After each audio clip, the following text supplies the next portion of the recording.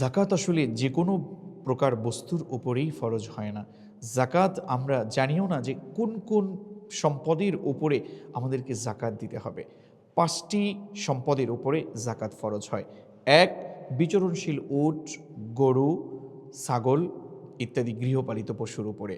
দ্বিতীয়ত হচ্ছে জাকাত স্বর্ণ এবং রৌপ্যের উপরে জাকাত ফরজ হয়। তৃতীয়ত হচ্ছে নগদ অর্থের উপরে জাকাত ফরজ হয়। চতুর্থত হচ্ছে বিক্রয়ের জন্য, যেই সকল ব্যবসায়ের জন্য যে সকল দ্রব্য ক্রয় করে মজুদ রাখা হয়।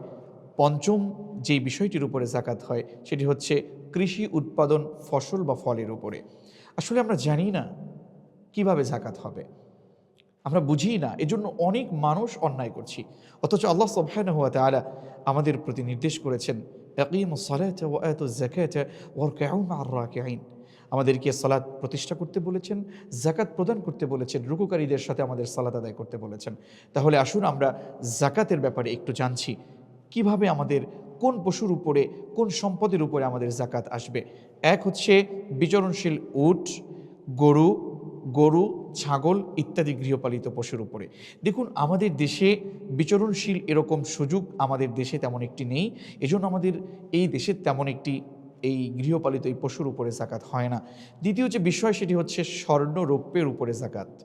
স্বর্ণ রৌপ্যের এই জাকাতের বিষয়টি আমরা জানি না। স্বর্ণ এটি হচ্ছে ৭.৫ ভরি স্বর্ণ যদি আমার কাছে একটি বছর, আরবি বছরের একটি বছর অতিবাহিত হয়ে যায়, তার উপরে মোট সম্পদের উপরে জাকাত দিতে হবে। দ্বিতীয়ত এই বিষয়ের সাথে রৌপ্য ৫.৫ ভরি রৌপ্য যদি থাকে তাহলে আমাদেরকে জাকাত প্রদান করতে হবে এক বছর অতিবাহিত হলে। এখন একটি বিষয় হচ্ছে, আমাদের কাছে স্বর্ণও আছে, রৌপ্যও আছে, আমি কোনটি করব?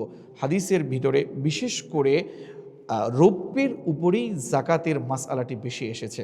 তো আমরা গরিবের হক যেখানে বেশি প্রদান করা যায় সেই বিষয়ে আমরা মাসআলা নির্ণয় করব। ৩ হচ্ছে আমাদের নগদ অর্থ কতটুকুন হলে আমরা নগদ অর্থের উপরে জাকাত প্রদান করব। ১. রৌপ্য এবং স্বর্ণের উপরে আমরা মাথায় রাখব। স্বর্ণ যদি ৭.৫ ভরি হয়, সেই সমপরিমাণ অর্থ যদি আমার কাছে থাকে, কিংবা ৫.৫ ভরি রৌপ্যের সমপরিমাণ নগদ অর্থ যদি আপনার কাছে আমার কাছে থাকে, তাহলে অবশ্যই ঋণ বাদ দিয়ে একটি বছরে অতিবাহিত হওয়া সম্পদ যদি আমাদের জাকাতের নেসাব পরিমাণ সম্পদের মালিক হয়ে থাকি, তাহলে জাকাত প্রদান করতে হবে টোটাল সম্পত্তির উপরে ২.৫% হারে। তো আমরা এখান থেকে জাকাত প্রদান করব। তাহলে নগদ টাকাটা ৫.৫ ভরি রৌপ্যের সমপরিমাণ টাকা হলেই চলবে। তো বর্তমান সময়ে ঋণ বাদে মোটামুটি ১,৪০,০০০ থেকে ৫০,০০০ টাকা থাকলেই প্রত্যেকের উপরে জাকাত ফরজ, কিন্তু এটা আমরা জানি না। এমন অনেকে আছি, স্বর্ণ আছে, রৌপ্য আছে, নগদ টাকা আছে, অল্প অল্প অল্প, এই তিনটা মিলে যদি ৫.৫ ভরি রৌপ্যের সমপরিমাণ হয়, তাহলেও আপনাকে আমাকে জাকাত প্রদান করতে হবে।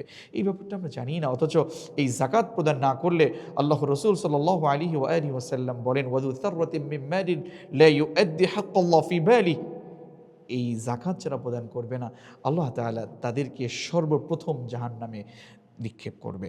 প্রিয় দর্শক শ্রোতা, আমাদেরকে চতুর্থত যে বিষয়টি মাথায় রাখতে হবে, যে আমরা বিক্রয়ের জন্য, ব্যবসায়ের জন্য আমরা ইট, বালু, সিমেন্ট কিংবা বিভিন্ন দ্রব্য, এটা আমরা ঘরে, দোকানে, মাঠে, গোডাউনে বিভিন্ন জায়গায় রাখি।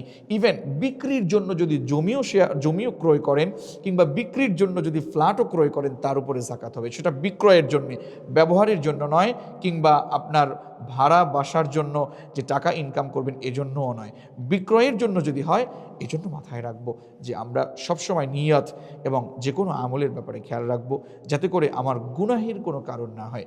পঞ্চম যে বিষয়টি সেটি হচ্ছে আমাদের কৃষি উৎপাদন, যে ফল বা ফসল রয়েছে, এগুলোর উপরে বছরান্তে যেই আম আসে, বছরান্তে যেই ধান আসে, এর উপরে আমাদেরকে জাকাত দিতে হয়। যেমন এটাকে ঔষর বলা হয়। যদি আপনার সেচ কিংবা আল্লাহর অশেষ মেহেরবানিতে আপনি সেচের মাধ্যমে যদি আপনার ধান কিংবা অন্যান্য ফসল ফলাদি হয়, তাহলে আপনাকে অবশ্যই আপনাকে ১০ ভাগের ১ ভাগ আমাদেরকে অবশ্যই জাকাত প্রদান করতে হবে। এই বিষয়টি মাথায় রাখবো। যদি সেটি না হয়, সেচের মাধ্যমে না হয়, তাহলে ২০ ভাগের ১ ভাগ আমাদেরকে জাকাত প্রদান করতে হবে।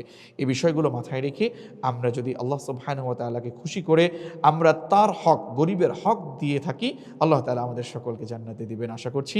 আল্লাহ সুবহানাহু ওয়া তাআলা আমাদের সকলকে আমল করবার তৌফিক এনায়েত করুন, আমিন। আসসালামু আলাইকুম ওয়া রাহমাতুল্লাহি ওয়া বারাকাতুহু।